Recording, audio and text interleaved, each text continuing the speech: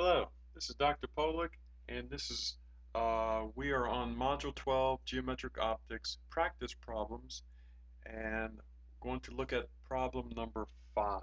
Problem number 5. This problem is really designed to introduce the whole concept of what we call total internal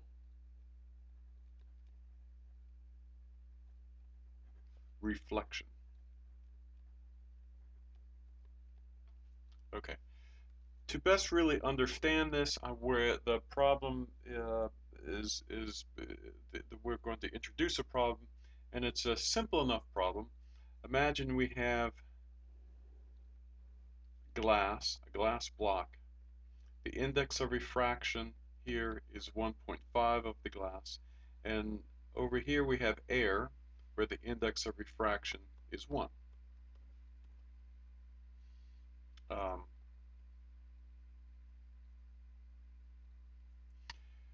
we have a ray of light. Well, this is the normal. We have a ray of light like a laser beam, and it comes in to this point right here, and there's this is our theta 1, and then we know because of Snell's law that we're going from a dense media to a less dense media. The ray will bend out as such. Okay, and we know that this angle here is theta 2. We know that this whole relationship abides by Snell's law. Snell's law is n1 times the sine of theta 1 is equal to n2 times the sine of theta 2. So what we're going to do is we're going to work this problem in this case, but we're going to work various angles to see the effect. N1 is the index of the glass, which is 1.5 sine theta 1. N2 is 1, so we're left with sine theta 2. Okay, so if we were to solve for theta 2, it would be theta 2 equals excuse me, inverse sine of 1.5 times sine of theta 1. Okay, what I'm going to do now is I'm going to say theta 1 is going to take on various values. Let me bump this up. We're going to look at 1.5 times sine of theta 1. Going to evaluate that is. And then we're going to calculate theta 2. We're going to do this at various angles and see the effect and explain total internal reflection. Okay, we're going to start at 20 degrees. If theta 1 is 20 degrees, we take sine of theta 1, sine of 20 degrees times 1.5, and if you do that on a calculator, you will get, as I've already done, you get 0.513. If I take the inverse sine of that, I get 30.86 degrees. Okay? Pretty straightforward. I'm going to continue. Say I increase theta 1 to 30 degrees.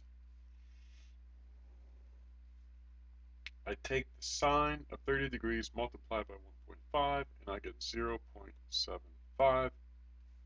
Take the inverse sine of that, and now we get 48.59 degrees. I'm going to increase theta 1 to, say, to 40 degrees. When I do that, the sine of 40 degrees is 0.964.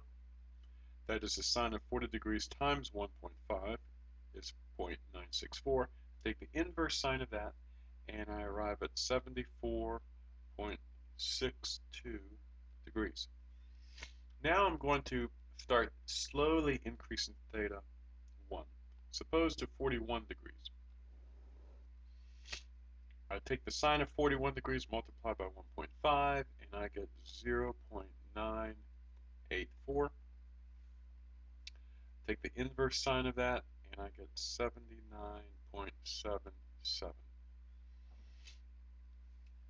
Let's say I go to 41.5 degrees. I take the sine of 41.5, multiply by 1.5, and I arrive at 0.9939. Take the inverse sine of that, I get 83.68 degrees. I'm going to bump this up to 41.7 degrees. 41.7. I take the sine of 41.7, multiply by 1.5, and I get 0.9998. Very close to 1, but not quite. I take the inverse sine of that, and I get 88.85. You can see what's happening here. There's some theta here. I'm going to call it theta critical, at which when I take the sine of that and multiply by 1.5, I will get exactly 1. And if I take the inverse sine of that, as you know, I'll get exactly 90 degrees. So one question is let me bump this up a little bit more, is what is this theta, what that we call the critical theta? Well, we can calculate exactly what that is, because 1.5 times the sine of that critical angle must be 1. So 1.5 times the sine of this critical angle, we'll call, must be 1, exactly 1. This means that the sine of that critical angle is equal to 1 over 1.5, or the theta critical is inverse sine of 1 over 1.5, and if you put that on the calculator, it will come out to 41.81 degrees. Okay. So if I come up here, bump back this up to the drawing, if this angle is exactly 41.881 degrees, in other words,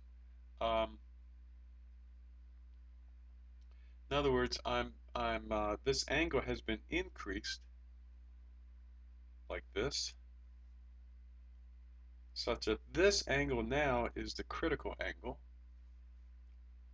This ray that comes out runs right along this interface, such that this now, theta 2, becomes 90 degrees. Okay, so the ray would come right along this, the glass-air interface, right along it. Now what happens if this ray of light right here becomes larger? Well, let's come back here, and what happens if I would make theta 1 42 degrees, for example? If I did that, I take the sine of 42, multiply by 1.5, and I would get 1.0036. Let me draw my little box here. And if I go to take the inverse sine of 1.0036 in your calculator, go ahead and try it, you will get an error. Your calculator won't do it. It can't do it. So for any theta that's greater than the theta c, the critical angle, Snell's law breaks down. It won't work. Okay, so what's actually going on? Let's go back to the drawing. What's going on is that physically what's happening is that if a ray of light comes in at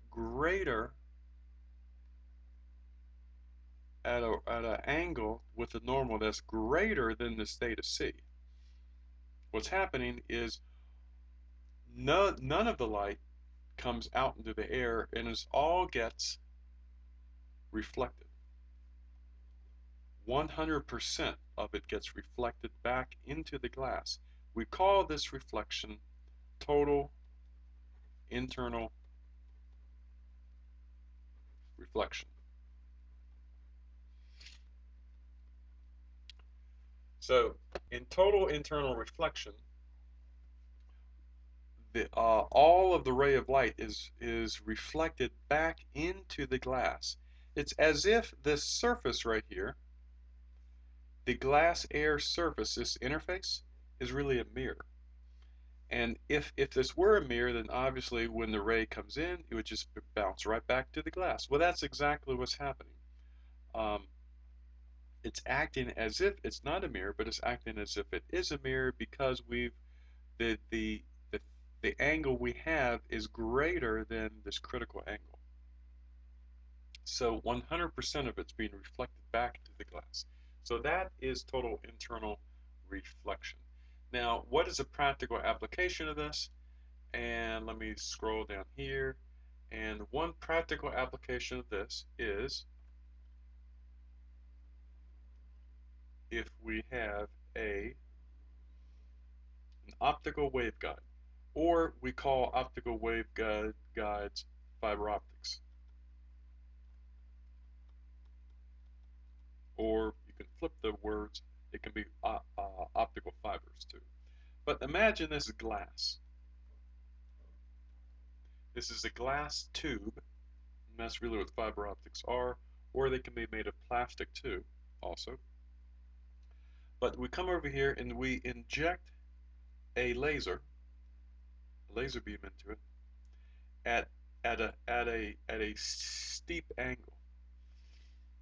The laser beam comes in, and as long as this angle is greater than the critical angle, it will be totally internal reflected, and it will bounce.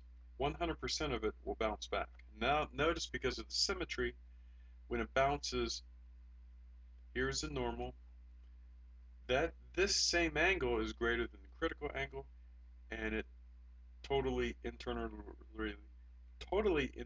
reflects again. And so what we get is we get this reflection back and forth, and the wave stays trapped into the fiber optic. So obviously we now at this point in time in our technology, where um, a lot of phone communications happens via fiber optics, and the light signal is actually modulated with um, with all kinds of signals, including phone, um, also. But the laser light is travels down the fiber optic as such, and the principle by which it does that is this total internal reflection. So this is just a good overview problem to explain this principle of total internal reflection.